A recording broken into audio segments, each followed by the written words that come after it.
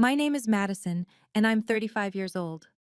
10 years ago, my sister didn't just steal my fiancé, she stole him 3 days before our wedding, with 200 guests already confirmed, my dress hanging in the closet, and our honeymoon to Santorini fully paid.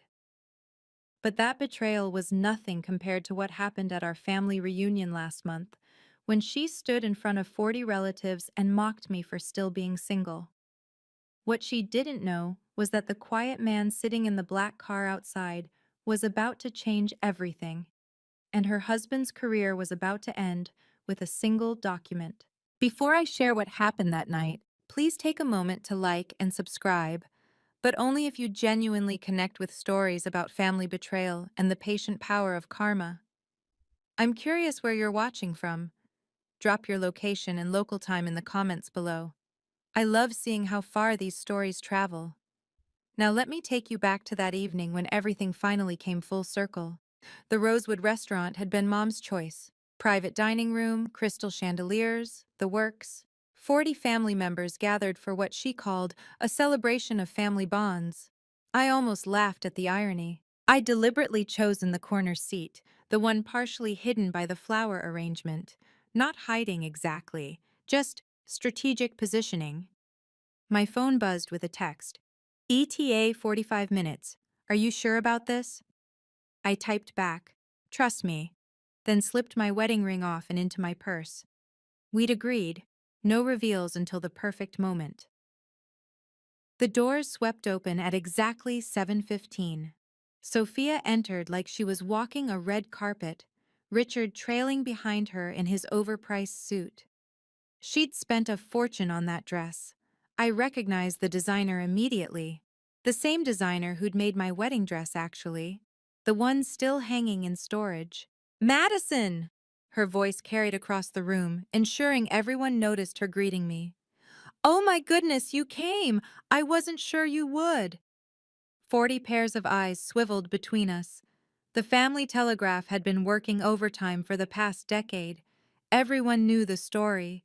Poor Madison, left at the altar. Lucky Sophia, swept off her feet by true love. Richard couldn't meet my eyes.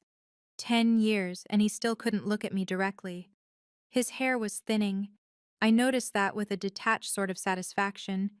The stress of his company's recent troubles, perhaps? He didn't know I knew about those troubles. He didn't know I knew a lot of things. Of course I came, I said, voice steady. Family is family. Sophia's smile sharpened. She air-kissed relatives as she made her way around the table, but I could feel her attention on me like a spotlight. She wanted an audience for whatever she had planned. The seating arrangement wasn't accidental. She'd placed herself directly across from me with the best lighting, the perfect angle for everyone to see us both. Richard sat beside her, fidgeting with his water glass. Mom tried to keep things light, bless her. She talked about Cousin Emma's new baby, Uncle Robert's retirement. But I could see Sophia getting impatient. She hadn't orchestrated this reunion just for small talk. My phone buzzed again. A simple message. In position. I smiled and tucked it away. Sophia noticed, her eyes narrowing slightly. The show was about to begin. So, Madison? Sophia's voice cut through Mom's story about the garden club. Tell everyone what you've been up to. Still at that, what was it? Data entry job? Strategic consulting, I corrected quietly. Right, right. She waved her hand dismissively, her 3-carat diamond catching the light. And still living in that studio apartment downtown? I worry about you in that neighborhood. I lived in a penthouse, actually, but she didn't need to know that. I'm comfortable. Comfortable. She repeated the word like it tasted bitter. Well, I suppose that's something. And dating anyone special? Her tone suggested she already knew the answer. The table went quiet. Forks paused midair. This was what they'd been waiting for. The Madison status update served with a side of humiliation. I keep busy, I said. Oh, Madison. Sophia's sigh was theatrical. Still single at 35? Honey, you need to be realistic about your options at this age. The good ones are all taken. She squeezed Richard's arm. He looked like he wanted to disappear into his chair. Aunt Helen tried to intervene. Now, Sophia. I'm just concerned. Sophia's eyes were bright with false sympathy. I mean, look around this table. Everyone's paired up except… She let the silence speak for itself. Some women just aren't meant to keep a man interested, I suppose. No shame in that. I felt my phone vibrate. Another text. I didn't check it, but I knew what it said. Almost time. Remember when we were kids? Sophia continued, warming to her theme. Madison always said she'd be married first, had her whole wedding planned by age 12, even had a scrapbook. She laughed, and a few relatives joined in nervously. Life has a funny way of shuffling the deck, doesn't it? Richard finally spoke, his voice barely audible. Sophia, maybe… What? I'm being supportive. Madison knows I only want the best for her. She turned back to me. Have you tried online dating? I could help you set up a profile. We'd need good photos, though. Maybe lose a few pounds first. Men can be so visual. I slipped my hand into my purse, fingers finding the cool metal of my wedding ring. Not yet. The timing had to be perfect. That's kind of you, I said. But unnecessary. Her smile widened. She thought she was winning. Oh, but I insist. Sophia pulled out her phone, swiping through photos.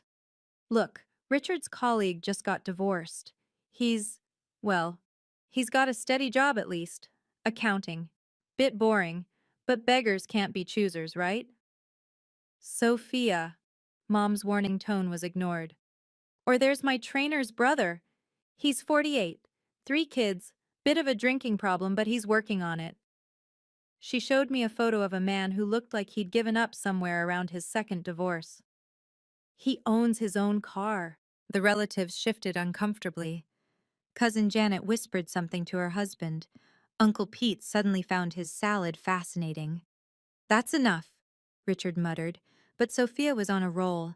I'm helping. God knows someone needs to. Madison, sweetie, you can't wait forever. Your eggs are literally expiring as we speak. Maybe you should freeze some? I know a clinic. I said that's unnecessary. My voice stayed level, but I saw Mom grip Dad's hand. Don't be proud. There's no shame in accepting reality. Not everyone gets the fairy tale. She lifted her wine glass, diamond bracelet catching the light. 10 years ago today, actually. Our anniversary's next week. Can you believe it's been a decade? She knew exactly what she was doing. 10 years ago this month, I should have been celebrating my own anniversary. Richard surprised me with a trip to Santorini for our honeymoon, she continued, twisting the knife. Wasn't that spontaneous of him? Santorini, where Richard and I had planned to go. On the tickets I'd bought. With the itinerary I'd spent months planning. Richard's face had turned gray. Sophia, please. What? Oh! She pressed her hand to her chest in mock surprise. Was that? I'm so sorry, Madison. I forgot you'd mentioned wanting to go there someday. How thoughtless of me. My phone lit up with an incoming call. The name on the screen made me smile, though I declined the call. One text. 5 minutes out, legal team with me. Expecting someone? Sophia asked, noticing my expression. Actually, yes. Oh my God, did you actually bring a date? Madison, why didn't you say something? Is he parking? Can he not afford valet? She was practically gleaming with anticipation of fresh prey. I stood slowly, smoothing my dress. Excuse me for just a moment. Time to put on my wedding ring. In the bathroom, I stared at my reflection and let myself remember what the last 10 years had really cost me. After Sophia's betrayal, I'd become the family cautionary tale. Poor Madison, whispered at every gathering. Thank God you dodged that bullet, they'd say, as if Richard leaving me for my sister was somehow fortunate. The humiliation had been complete, public, and devastating, and I'd lost more than just a fiancé. Business connections evaporated. Who wants to work with the woman who couldn't even keep her own sister from stealing her man? I'd been passed over for promotions, excluded from social circles, treated like failure was contagious. One potential investor actually told me, if you can't manage your personal life, how can you manage a company? But here's what Sophia never understood. Rock bottom is solid ground to build on. While she was posting honeymoon photos on Instagram, I was working 18-hour days. While she was spending Richard's money on designer bags, I was eating ramen and pouring every penny into my startup. While she played trophy wife at country club lunches, I was in boardrooms fighting for every contract, every client, every chance to prove them all wrong. The company I'd built, Madison Strategic Solutions, started in my studio apartment with one laptop and pure determination. Now we had 3 offices, 50 employees, and had just closed the deal that would change everything. Last week's acquisition wasn't just business, it was poetic justice delivered with a legal seal. My phone buzzed. Daniel. Pulling up now? You sure you want to do this? I typed back, 10 years sure. Daniel understood. He'd been there for the last 3 years, watching me rebuild not just my career, but my entire sense of self. He'd proposed on a Tuesday morning over coffee and contracts, no fanfare, no audience, just us and the truth of what we'd built together. We'd married quietly 6 months later, only our lawyers present as witnesses. Your sister doesn't define you, he'd said on our wedding night. But if you need to face her to move forward, I'll be right there with you. I slipped my wedding ring on, a simple band with an inscription only we knew about. No giant diamonds screaming for attention, just solid platinum, unbreakable. Walking back to the dining room, I heard Sophia's voice carrying down the hallway. Probably crying in the bathroom, she always was too sensitive. I paused at the doorway, taking in the scene. 40 relatives, all uncomfortable but unable to look away from the train wreck Sophia was orchestrating. Richard had his head in his hands. Mom looked ready to intervene but didn't know how. Perfect. An audience was exactly what this moment needed. I returned to my seat with measured steps. Sophia brightened, ready for round 2. Everything okay? She asked with false concern. You were gone a while. Bad sushi, maybe? Everything's perfect, actually. I picked up my water glass with my left hand, letting the light catch my wedding ring. Sophia's eyes locked onto it immediately. What's that? What's what? On your finger. Is that? Before I could answer, the door to the private dining room opened. The temperature in the room seemed to shift. Sorry to interrupt. Daniel's voice was calm, professional. I'm looking for my wife. The silence was absolute. I know this is exactly the moment you've been waiting for, when the tables finally turn. If you've ever been underestimated, betrayed by family, or told you weren't good enough, this next part is for you. Take a second to hit that subscribe button if this story resonates with you. And I'm curious, what would you have done in my position? Would you have revealed the truth earlier, or waited like I did? Drop your thoughts in the comments below. Now, let me tell you exactly what happened when Daniel walked into that room. Wife? Sophia's voice cracked on the word. Madison, you're married? I stood, walking over to Daniel. He kissed my temple, a gesture so natural and familiar that it couldn't be faked. Everyone, this is Daniel, my husband. 3 years next month, Daniel added pleasantly, though his eyes were taking in everything. Sophia's shocked face, Richard's growing pallor, the relatives' stunned expressions. 3 years? Mom gasped. Madison, why didn't you? We wanted privacy, I said simply. After everything that happened, we decided our life together wasn't anyone's entertainment. Sophia recovered quickly, her smile sharp as glass. Well, how surprising. What do you do, Daniel? Teacher? Social worker? Something noble but poor, I'm sure. Daniel's smile didn't waver. I work in acquisitions. Oh, like real estate? She was trying to regain control. That's nice. Tough market these days. Richard's actually in real estate development. Very successful. Aren't you, darling?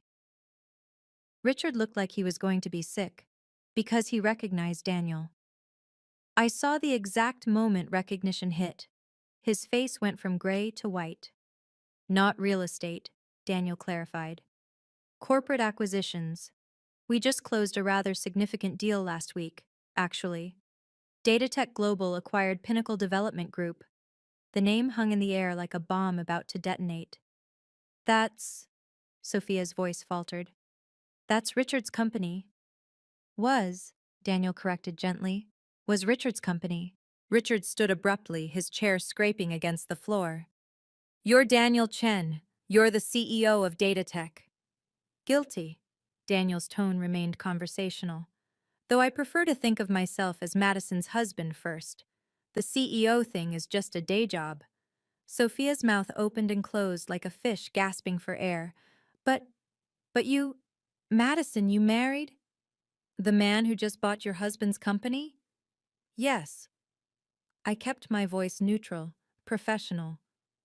Though that's not why I married him, obviously. The acquisition was just business. Just business, Richard repeated faintly. Daniel checked his phone. Speaking of which, my legal team should be here any moment. We discovered some interesting discrepancies during the due diligence process. Richard, you signed a non-compete agreement 5 years ago, correct? Richard's silence was answer enough. Funny thing about shadow companies, Daniel continued, they always leave traces. Digital footprints, paper trails, transfers to offshore accounts that match exactly with funds missing from Pinnacle's books. The door opened again. 2 people in severe suits entered carrying briefcases. Madison, Sophia whispered. You did this. No, I said quietly. Richard did this. I just married a man who believes in thorough documentation. This is ridiculous. Sophia stood, her wineglass shaking in her hand. You can't just... This is a family dinner, not a business meeting. You're right, Daniel said mildly. Which is why we'll keep this brief. Mr. Morrison? He nodded to one of the lawyers. The lawyer placed a folder on the table in front of Richard. Mr. Hayes, this is your termination notice, effective immediately. Your violations of the non-compete clause, combined with embezzlement of company funds, give Datatech Global full grounds for immediate dismissal without severance. Embezzlement? Aunt Helen gasped. That's a lie, Sophia shrieked, but Richard's face told the truth. $2 million redirected to a shell company in the Caymans, the lawyer continued, all documented, all traceable. Mom stood up. Perhaps we should... No, Sophia pointed at me, her perfectly manicured nails shaking. This is her. She planned this whole thing. She's trying to destroy us out of jealousy. Jealousy? I kept my voice level. Of what exactly? Of what Richard and I have. Of our love. You never got over him choosing me. Richard finally spoke, his voice hollow. He didn't choose you, Sophia. You told him Madison was cheating. You showed him fake texts. He stopped, seeming to realize he was destroying his own marriage. The revelation rippled through the room. Mom's hand went to her mouth. Dad's face darkened. You knew? I asked Richard quietly. You knew she lied, and you married her anyway? The money, he whispered. Her trust fund. I needed it for the company. I was going to tell you after you used my sister's money to build your business? I almost felt sorry for Sophia as understanding dawned on her face. So you both betrayed me, I said. You for money, her for... what? The win? Sophia sank into her chair. It wasn't supposed to. You were always Mom's favorite, always the smart one, the responsible one. I just wanted something that was mine. So you took mine. I turned to Daniel. I think we're done here. Almost, he said. Mr. Hayes, you have 24 hours to clean out your office. Security will escort you. Oh, and the company car, the corporate cards, the country club membership, all terminated. You can't. Our house is mortgaged through the company. Sophia's voice was rising toward hysteria. Then I suggest you start packing, Daniel said simply. The room was silent, except for Sophia's ragged breathing. There's one more thing, I said, reaching into my purse. Since we're clearing the air. I pulled out a business card and slid it across the table to Sophia. She picked it up with trembling fingers. Madison Chen, CEO and founder, Madison Strategic Solutions, she read aloud. What is this?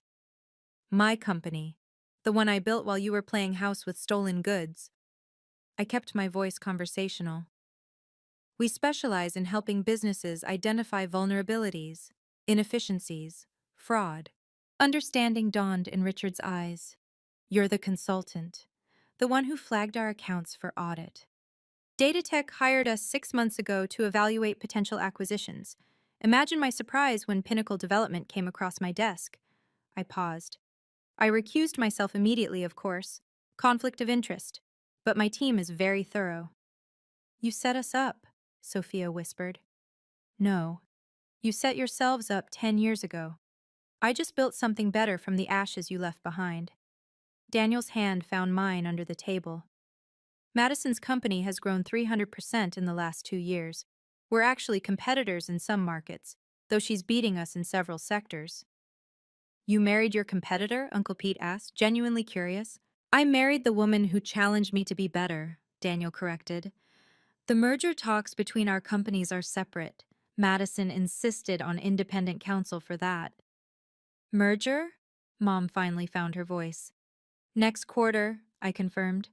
The new entity will be the largest strategic consulting firm on the East Coast. Sophia laughed, but it was bitter, broken. So you win. You got everything. I earned everything, I corrected. While you were spending Richard's money, which was really your trust fund apparently, I was working 100-hour weeks. While you were posting pictures of your perfect life, I was in therapy learning to trust again. While you were mocking me for being single, I was building a marriage based on actual love and respect. Don't pretend you didn't plan this revenge, she spat. 6 months ago, when Pinnacle came up for acquisition, I could have destroyed you both. One word to Daniel, one hint about the personal connection, and he would have walked away from the deal. I stood gathering my things. But I didn't, because you two destroying yourselves required no intervention from me. Richard was staring at the termination papers. What am I supposed to do now? That's not my problem anymore. I turned to the room. It never was. Earlier in the evening, before Daniel arrived, there had been signs, if anyone had been paying attention. Richard's been so stressed lately, Sophia had mentioned casually over appetizers, not knowing I was listening. Some tech company's been sniffing around Pinnacle. They're being so aggressive with their offer. Aunt Helen had asked, but that's good, isn't it? A buyout? Richard says they're vultures, picking apart every little detail, acting like they own the place already. She'd laughed then, confident. But he'll handle them, he always does. I'd almost smiled at that. Richard's definition of handling things usually involved creative accounting and hoping no one looked too closely. Then there was the moment when Cousin Marcus, who worked in tech, mentioned Datatech's recent expansion. They're acquiring everything, he'd said. My company's hoping to partner with them. Their CEO is brilliant. Young guy, Daniel Chen. They say he never makes a move without knowing every angle. Sophia had perked up. Chen? That's a common name. Lots of Chens in tech. Not like this one. He's different. Married, apparently, but keeps his personal life completely private. No one even knows who his wife is. I'd sipped my water, feeling my ring hidden in my purse, and said nothing. Even Mom had unknowingly added a piece. Madison, that consulting firm of yours, do you work with tech companies? Sometimes, I'd answered. She probably fetches coffee for real consultants, Sophia had interjected, not knowing that Datatech's entire acquisition strategy for the quarter had my signature on it. The biggest clue had been Richard himself. He'd been checking his phone obsessively, his face growing more concerned with each message. At one point, he'd stepped out to make a call, and through the glass doors, I could see him gesticulating angrily. When he'd returned, Sophia had asked, "Everything okay?" The tech company moved up the timeline. They want to finalize tomorrow. He'd downed his whiskey in one gulp. Their CEO is coming personally to review the contracts. So meet with him, Sophia had said breezily. Charm him like you charmed me. Richard had looked sick even then. I don't think charm works on someone like Daniel Chen. No, I'd thought, watching him squirm. It doesn't. Daniel values honesty above all else. It's one of the reasons I love him. And now, as Daniel's legal team laid out the full scope of Richard's fraudulent activities, everyone could see the truth that had been in front of them all along. The signs had all been there. They just hadn't been looking. Wait! Sophia stood up so fast her chair tipped backward. Madison, please. We're sisters. You can't do this to me. The room held its breath. Even Daniel's lawyers paused. Do what to you? I asked. Tell the truth? That's all that's happening here, Sophia. The truth is finally catching up. She moved toward me, and I saw tears, real ones, not the crocodile tears she'd perfected in childhood. I'll lose everything. The house, the cars, my friends. Your friends who only like you for Richard's money? I asked. Those aren't friends, Sophia. You don't understand. I'm pregnant. The room gasped. Richard's head snapped up. What? 8 weeks, she whispered. I was going to announce it tonight. That's why I wanted the family dinner.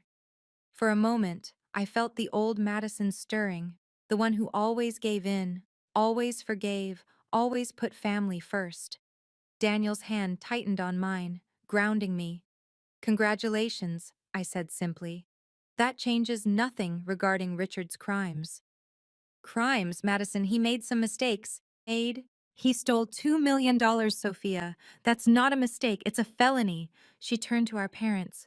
Mom, Dad, please, talk to her. Mom looked torn, but Dad spoke first. You made your bed, Sophia. Both of you. So you're all just going to let her destroy me because I fell in love? You didn't fall in love, I said quietly. You saw something that was mine and decided you wanted it, just like when we were kids. My toys, my clothes, my friends, and finally, my fiancé. That's not... 3 days before my wedding, Sophia, you seduced him 3 days before I was supposed to marry him. Do you know what that did to me? You survived. Look at you now. Yes, look at me now. I stood straighter. But not because of time-healing wounds or forgiveness making me stronger. I survived because I decided I was worth more than what you and Richard thought of me. Daniel stepped forward. The acquisition will proceed as planned. Richard's termination stands. However, given the circumstances, we won't pursue criminal charges if Richard cooperates fully with the transition. And if he doesn't? Sophia asked. Then he goes to prison, and you'll be raising that child alone anyway. Richard finally spoke. I'll cooperate.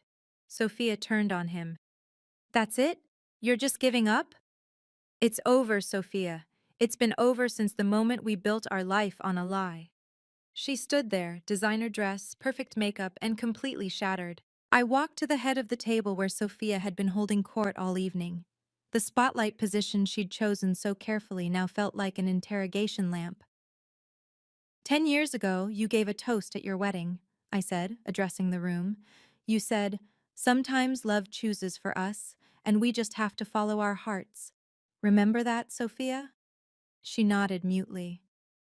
You were wearing my grandmother's necklace, the one she left specifically to me. You convinced Mom I'd want you to wear it, for tradition.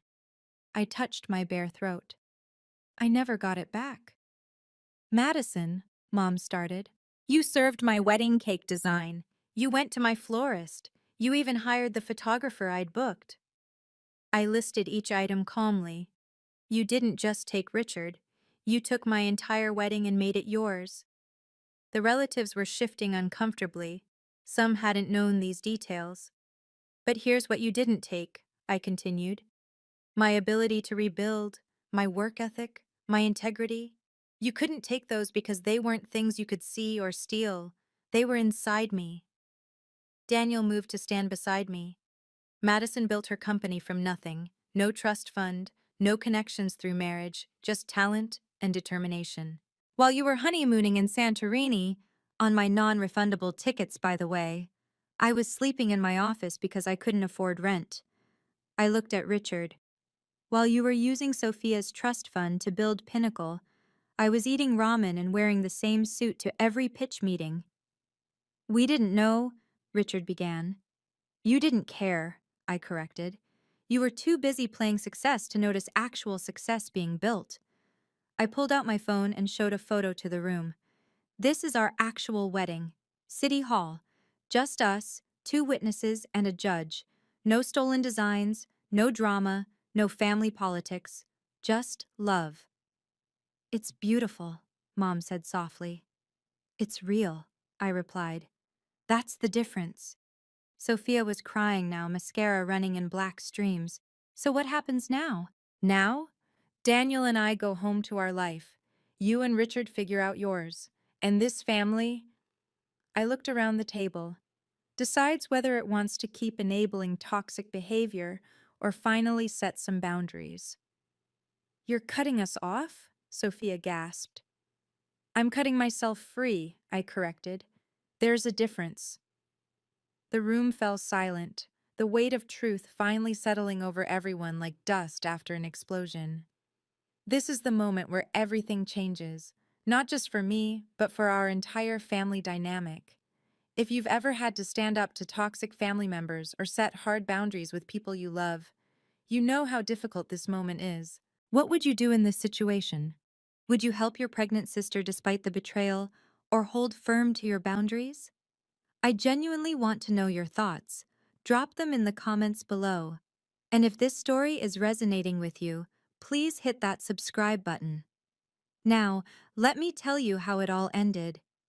Daniel stepped forward, commanding the room's attention with his quiet authority. Before we leave, there's something else everyone should know. He pulled out his phone and showed a photo to the room. This is Madison 3 years ago when we met.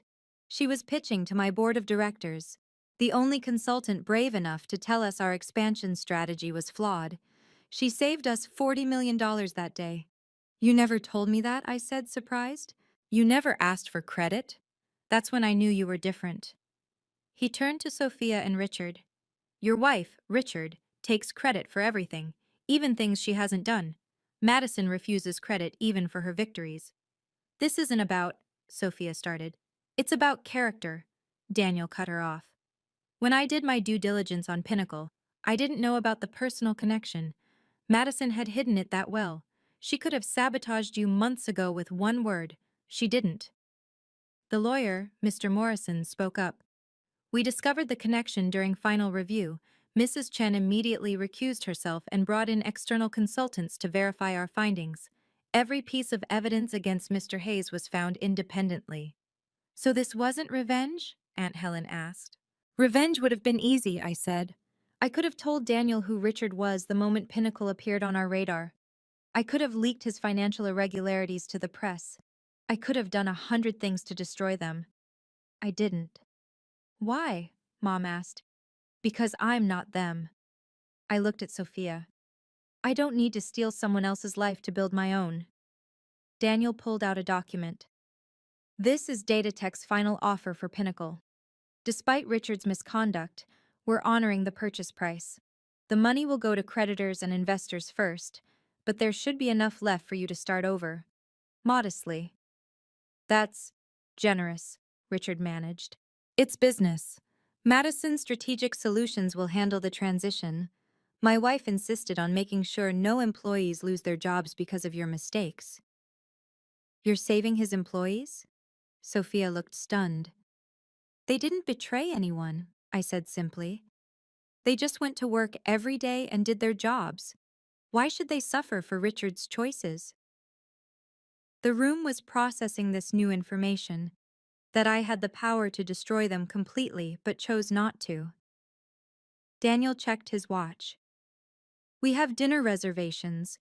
Our real anniversary is tomorrow, 3 years since our first date, when Madison told me I was wrong about everything and then proved it with spreadsheets. That's the most romantic thing I've ever heard, Cousin Janet said, and she wasn't being sarcastic. As we prepared to leave, I had one last thing to say. Oh, Sophia, I paused at the door. There's one more thing. The consultant who flagged Richard's fraud? Her name is Jennifer Walsh. You might remember her. She was my maid of honor. The one you told Richard was trying to break us up. Sophia's face went white. Jennifer? She never forgot how you convinced her not to come to the wedding that never happened, said she'd never forgive herself for believing your lies about me. I smiled slightly. Funny how the universe works. She's Datatech's chief compliance officer now. You planned this, Richard said. But it wasn't an accusation anymore. It was almost admiration. I planned nothing. I just surrounded myself with good people who remember loyalty. I looked at the family. Jennifer found the fraud. Marcus's team verified it. Even cousin Tommy in banking. Remember him, Sophia? The one you said wasn't successful enough to invite to your wedding? He traced the offshore accounts. Tommy raised his glass from across the table. Just doing my job, Madison. All these people, Mom was putting it together. They all helped? They all succeeded, Daniel corrected. Madison has this way of lifting everyone around her. Your forgotten relatives, the ones not pretty enough or rich enough for Sophia's circle, they're all thriving. My company employs 12 family members you two ignored, I added. They're some of my best people. Sophia sank into her chair. You built an empire from the people I threw away. I built a family from the people you deemed unworthy. There's a difference. Mr. Morrison cleared his throat. Mrs. Chen, we need to discuss the transition timeline. Of course. I turned back one last time. Richard, you'll receive the full transition package tomorrow. I've assigned my best team to ensure it's smooth. Despite everything, I don't want to see you fail completely. That child deserves better. Why? Richard asked. Why help us at all? Because success isn't about crushing those who wronged you. It's about becoming someone they could never have imagined you'd be. I took Daniel's hand. And I became that person not because of what you did to me, but in spite of it. As we walked toward the door, I heard Dad speak for the second time that evening. Sophia Richard, his voice was firm, you owe Madison an apology, a real one. Sophia stood wobbly on her heels. Madison, Save it, I said, not unkindly. Apologies now would be about making you feel better, not about making amends. When you're ready to apologize because you understand what you did, not because you got caught, you know where to find me. Will you ever forgive us? She whispered. I considered the question. I already have, but forgiveness doesn't mean reconciliation. It just means I'm not carrying your burden anymore. Daniel's legal team efficiently wrapped up the documentation. Richard signed every paper placed in front of him, his hand shaking slightly. The hostile takeover that wasn't hostile, just inevitable. Effective Monday, you'll report to Jennifer Walsh for the transition, Mr. Morrison explained. You have 6 weeks to hand over all projects and client relationships. Your replacement has already been selected from within, promoted from the team you consistently overlooked. Who? Richard asked weakly. Patricia Nguyen, the junior developer you passed over for promotion 5 times. I knew Patricia. She'd applied to my company last year, but I'd encouraged her to stay at Pinnacle knowing this was coming. She deserved to take Richard's office, not just find a new job.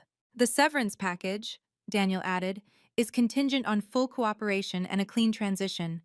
Any attempt to sabotage or poach clients will result in immediate termination and legal action. I understand, Richard mumbled. Sophia suddenly stood. What about me? What am I supposed to do? Whatever you want, I said. For the first time in your life, you'll have to figure it out yourself. But I don't know how to. I've never had to. Work, I suggested. Learn, struggle, all those things you watched me do while you laughed? Mom intervened. Madison, she's pregnant. Millions of women work while pregnant, Mom. Sophia will survive. I softened slightly. There's a program through Datatech for displaced families. Career counseling, job placement, temporary housing assistance. It's not luxury, but it's support. You'd help us? Sophia asked. The program would help you. It's available to all employees affected by acquisitions. I pulled out a card. Contact this number. Tell them Madison Chen referred you. She took the card with shaking fingers. This is really happening. Yes. The room watched as the reality sank in. The golden couple was tarnished beyond repair. The family dynamics that had held for a decade were shifting like tectonic plates. Uncle Pete spoke up. Madison, that merger you mentioned, will you be CEO? Co-CEO with Daniel for the first year, then sole CEO when he moves to the board. I smiled. He says I'm better at operations anyway. She's being modest, Daniel said. She's better at everything except golf. Because golf is boring, I countered, and for the first time all evening, felt genuinely relaxed. So you'll be running a $1 billion company? Aunt Helen asked. 2 billion after the merger, Daniel corrected. Madison's company is valued higher than mine, better profit margins. I watched Sophia process this, that I hadn't just survived, hadn't just succeeded, but had surpassed every measure of success she'd used to define herself. How? She whispered. How did you do it? One day at a time, one client at a time, one small victory at a time. I looked around the room. While you were curating a perfect life for Instagram, I was building something real. The legal team finished packing up. Daniel nodded to them, and they left quietly. The business was done. All that remained was family. The aftermath was immediate and brutal. I need to sit down, Richard said, and he looked genuinely ill. $2 million. I owe $2 million. That you stole, Daniel reminded him. The fact that we're not pressing charges is a gift. Cousin Marcus pulled out his phone. It's already on the business news. Datatech acquires Pinnacle Development in surprise takeover. Madison, your name is mentioned as lead consultant. Sophia grabbed the phone, reading rapidly. Her face crumbled. Everyone will know. All our friends, the country club, everyone. Your friends already knew Richard was in trouble, Aunt Helen said quietly. We all heard the rumors about Pinnacle's financial issues. We just didn't say anything. You knew? Sophia spun around. You all knew and didn't tell me? What would you have done? Dad asked. You wouldn't have listened. You never do when it comes to Richard. The family telegraph that had spread gossip about me for 10 years was already working in reverse. Phones were coming out, texts being sent. By morning, everyone in our extended network would know. The country club membership was in the company name, Richard realized. The cars too, even our credit cards. You have personal accounts, surely? Mom asked. Richard and Sophia exchanged a look that said everything. We lived off the corporate accounts, Sophia admitted. Richard said it was tax efficient. It was fraud efficient, I corrected. Harder to track personal expenses hidden in corporate spending. Jennifer Walsh had found it all, the vacations classified as business trips, the jewelry hidden as client gifts, the personal trainer billed as corporate wellness. Every luxury they'd flaunted had been stolen twice, once from me, once from the company. Where will we live? Sophia's voice was small. There's a 2-bedroom apartment included in the transition package, Daniel said. 6 months paid, then you're on your own. An apartment? She said it like it was a foreign word. It's nice, I said, in a safe neighborhood. Good schools nearby for the baby. You checked? I check everything, Sophia. It's why I'm successful. Tommy spoke up from his corner.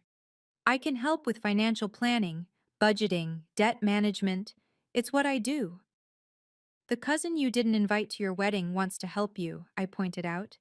That's the difference between real family and the one you tried to create.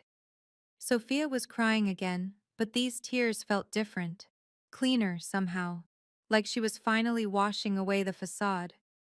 I don't know how to be poor, she whispered. You're not poor, I said firmly. You're starting over. There's a difference, and starting over is something I know everything about. Daniel pulled up something on his tablet. Let me be very clear about the numbers so there's no confusion later. He showed the screen to Richard and Sophia. Pinnacle Development sold for $30 million. After debts, taxes, and the fraud repayment, you'll receive approximately $300,000. That's all? Richard's voice cracked. That's generous, Daniel corrected. Most corporate fraud cases end with jail time and complete asset forfeiture. You're walking away with enough to start fresh. But our lifestyle was built on stolen money and lies, I finished. 300,000 is more than most people see in a decade. It's enough if you're smart. Madison started her company with $5,000, Mom said suddenly. I remember because I offered to lend her money, and she refused. 5,000? Sophia stared at me. You built all this from $5,000? And a lot of 100-hour weeks. I pulled out my phone, showing them something. This was my first office. It was a photo of my studio apartment, laptop on a card table, papers everywhere, a sleeping bag in the corner. This was year 2. Another photo, a tiny shared workspace, one desk, still the same laptop. Year 3. A small office, 3 employees, everyone crammed together. And this is now. The final photo. Our headquarters, glass and steel, the Madison Strategic Solutions logo prominent. 5 years, Daniel said. She did that in 5 years. While you were redecorating your house for the 3rd time, I added. Richard was doing math on his phone. 300,000. If we're careful. If you get jobs, I corrected. Both of you. But Sophia's never worked, Richard protested. Then she'll learn. Millions of people do it every day. Jennifer had texted me privately. The forensic accounting is worse than we showed. He's lucky we're not pursuing criminal charges. I didn't share that. Let them think this was rock bottom. They didn't need to know how much worse it could have been. Madison, Sophia said suddenly, will you teach me? Teach you what? How to build something. How to be real. I studied her face. For the first time in 10 years, she looked like my sister again. Not the polished trophy wife, but the scared girl who used to crawl into my bed during thunderstorms. No, I said gently. But Tommy will, and Jennifer, and all the other people you ignored who became successful without stealing anything. Why won't you? Because you need to learn that I'm not your safety net anymore. I'm not your backup plan. I'm not your anything. I'm just someone who used to know you. The words hung in the air like a final verdict. As Daniel and I gathered our things to leave, Mom stood up. Madison, wait, please. I paused, hand on Daniel's arm. I failed you, she said simply. 10 years ago, I told you to be the bigger person, to let it go, to keep the peace. I chose family harmony over justice, and I'm sorry. Mom, no, let me finish. I watched Sophia parade around in your life while you rebuilt alone. I made excuses for her because it was easier than confronting the truth. That stops now. She turned to Sophia. You're my daughter and I love you, but what you did was cruel, and you've been cruel ever since, rubbing salt in a wound you created. Mom, You were just being yourself, Mom finished. And that's the problem. Dad stood beside Mom. Madison, we're proud of you, not for the success or the money, but for becoming someone of integrity despite what happened to you. Because of what happened, I corrected. I became who I am because I had to. Rock bottom was my foundation. Will you come to family dinners? Mom asked. Without them, I mean. I looked at Sophia and Richard, who seemed to shrink under my gaze. Family isn't just blood, Mom. It's the people who show up, who support you, who celebrate your victories without jealousy and comfort your defeats with every one of you who knew what Sophia did and said nothing, who watched her mock me year after year and stayed quiet. You were part of the problem. But family, someone started. Family should mean higher standards, not lower ones. Family should mean calling out bad behavior, not enabling it. Family should mean protecting each other from harm, not from consequences. I took Daniel's hand. So here's my boundary. I'll have relationships with family members who can acknowledge what happened and commit to better. The rest of you can keep your comfortable silence and your toxic peace. I want no part of it. Madison, Sophia said desperately, please, we're sisters. We're strangers who share DNA, I repeated. And that's all we'll be until you earn the right to be anything more.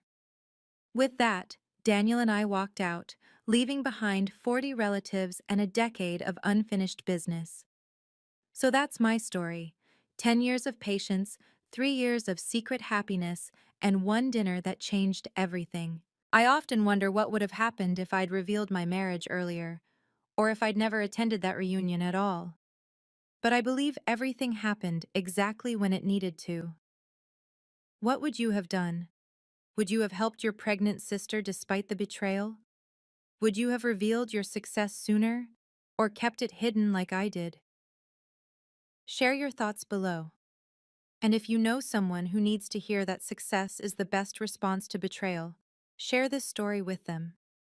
Sometimes the best revenge isn't revenge at all.